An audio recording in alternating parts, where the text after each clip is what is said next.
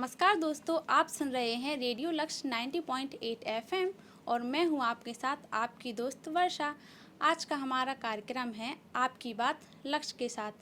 तो दोस्तों, जैसा कि आप सभी ने देखा होगा, बहुत सी योजनाएं होती हैं जिनके बारे में श्रोताओं को जानकारी नहीं होती है। इसीलिए सरकार ने जगह जगह लोक सेवा केंद्र स्थापित किए हैं और ऐसे ही सही सटीक जानकारी देने के लिए आज हमारे साथ स्टूडियो में उपस्थित हैं जिला प्रबंधक श्री नीतेश जैन जी।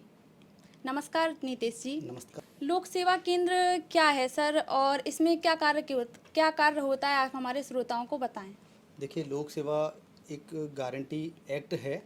गारंटी एक्ट का मतलब है यहाँ पे कि लोगों को ये गारंटी देता है कि आपको कोई सेवा कितने दिन में मिल जाएगी, है ना। यहाँ पे लोक सेवा केंद्र के माध्यम से अभी 600 सेवाएं उपलब्ध की जा रही हैं। जी 2010 में ये मध्य प्रदेश शासन द्वारा एक्ट बनाया गया था।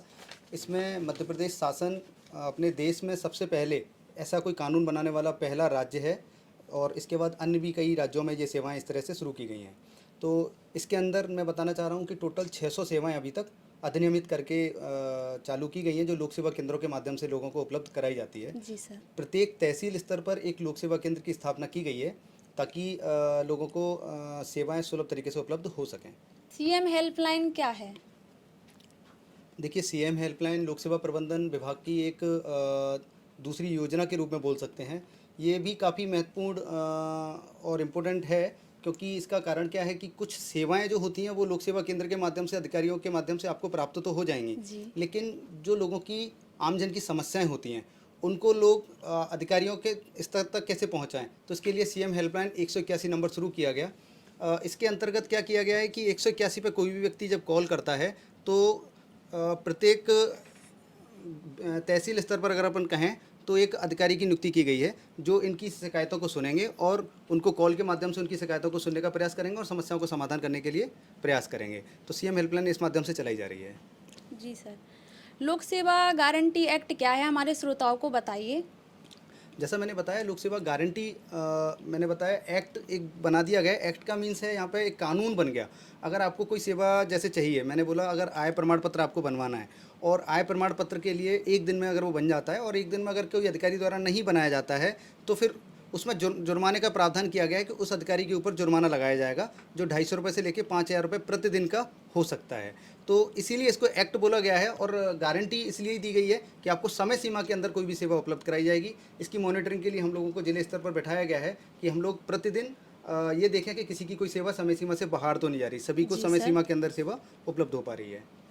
जी सर, आय प्रमाण पत्र की समय अवधि क्या है, हमारे श्रोताओं को बताएं।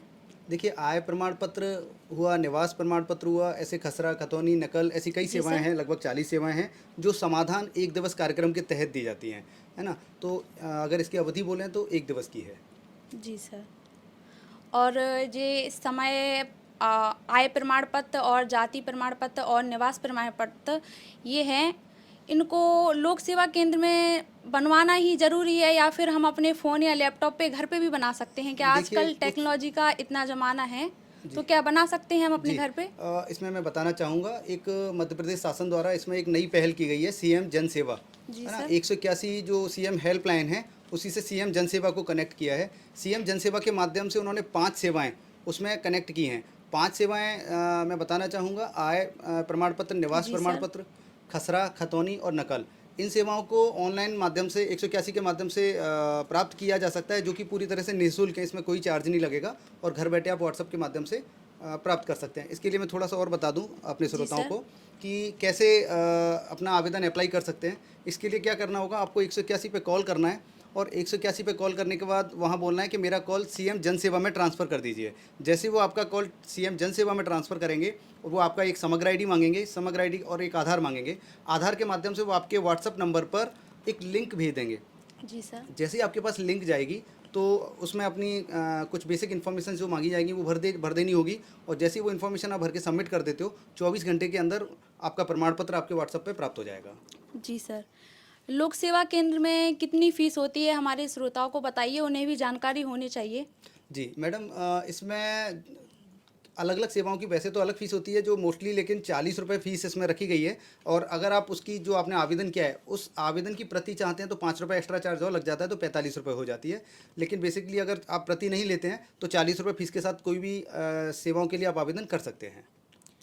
लोक सेवा के अंतर्गत क्या कोई भी फ्री कार्य होता है? मैडम, मैंने बताया जैसा कि सीएम जन सेवा के माध्यम से 5 सेवाएं फ्री उपलब्ध कराई जा रही हैं और ऑनलाइन उपलब्ध कराई जा रही हैं। इसमें हमें क्या करना है, 181 पे कॉल करके वही सीएम जन सेवा से आप ये आय, निवास, खसरा, खतौनी और नकल, ये 5 सेवाएं बिल्कुल निःशुल्क प्राप्त कर सकते हैं।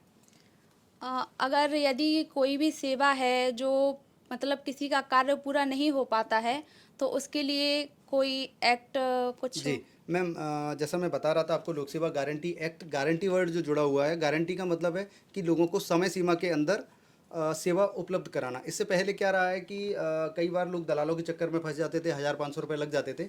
अब लोक सेवा चूँकि अब गारंटी बन गया है तो इसमें गारंटी से आपको समय सीमा के अंदर आपको जो है निराकरण हो जाएगा।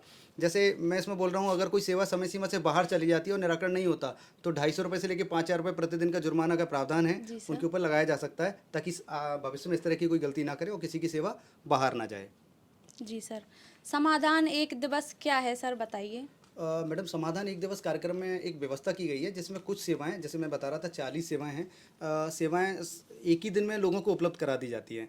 इसमें क्या रहता है कि एक प्रतिदिन में यहाँ पे तहसील स्तर जी पर सर। जितने भी अधिकारी होते हैं उनमें से किसी न किसी एक अधिकारी की लोक सेवा केंद्र में ड्यूटी लगाई जाती है, पदाधिविहित अधिकारी बोलते हैं उसको, उसकी ड्यूटी लगाई जाती है ताकि जो 40 सेवाएं अधिनियमित हैं समाधान एक दिवस की, उनको तत्काल उपलब्ध कराया जाए। आजकल हम उन सेवाओं को 10 मिनट के अंदर ही उपलब्ध कराने का प्रयास कर रहे हैं। आप आवेदन करिए, जैसे आय निवास वाला ही है, खसरा खतौनी वाला है, आप आवेदन करिए और विदिन 10 मिनट आपका आवेदन स्वीकार होकर आपको सेवा प्राप्त हो जाएगी। जी सर। जन सेवा कार्य क्या है सर?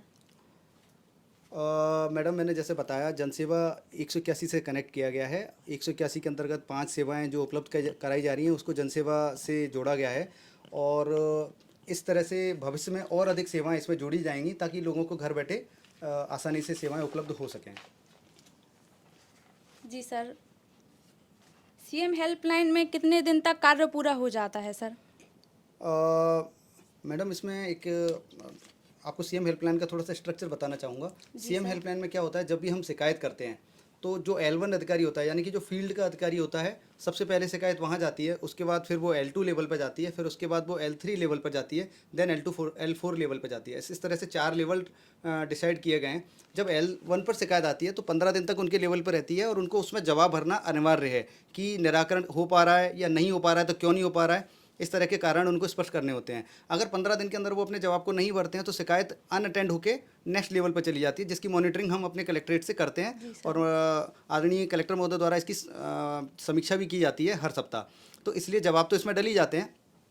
15 दिन के बाद अगर L1 अधिकारी द्वारा निराकरण नहीं किया गया है तो वो शिकायत L2 लेवल पर चली जाती है और L2 लेवल पर फिर जो वरिष्ठ अधिकारी होंगे वो उस शिकायत की मॉनिटरिंग करेंगे और L1 से उसका निराकरण कराएंगे। अगर वो L2 से भी नहीं हो पाती है फिर वो L3 लेवल यानी कि कलेक्टर के लेवल पर आ जाती है और उस वहाँ पे भी अगर निराकरण नहीं होता है तो वो आगे उसका और लेवल चेंज हो जाता है। इस तरह से ये प्रक्रिया चलती है। मोस्टली ये देखा जाता है या तो 15 दिन के अंदर L1 अधिकारी इसका समस्या का निराकरण कर देते हैं, नहीं हमारी प्रयास ये रहता है कि 1 महीने के अंदर इन सभी शिकायतों का जो आती हैं उनमें निराकरण कराएं। क्योंकि इसमें क्या होता है, मध्य प्रदेश स्तर पर हर महीने एक रैंकिंग जारी की जाती है कि किस ज़िले द्वारा कितना काम सीएम हेल्पलाइन में किया गया है। उनका एक परसेंटेज बनता है जिसके आधार पर ज़िले की कार्य करने की क्षमताओं को आंका जाता है।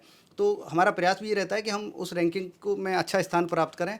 और मैडम, एक अच्छी बात ये बताना चाहूँ कि पिछले 6 महीने से कलेक्टर महोदय के निर्देशन में हम लगातार संतुष्टिपूर्ण निराकरण में मध्य प्रदेश में सर्वोच्च स्थान प्राप्त पद पर हैं। श्रोताओं, आप सभी ने सुना, नीतेश जी ने आपको बहुत सारी सटीक जानकारी दी और बहुत सी योजनाओं के बारे में बताया।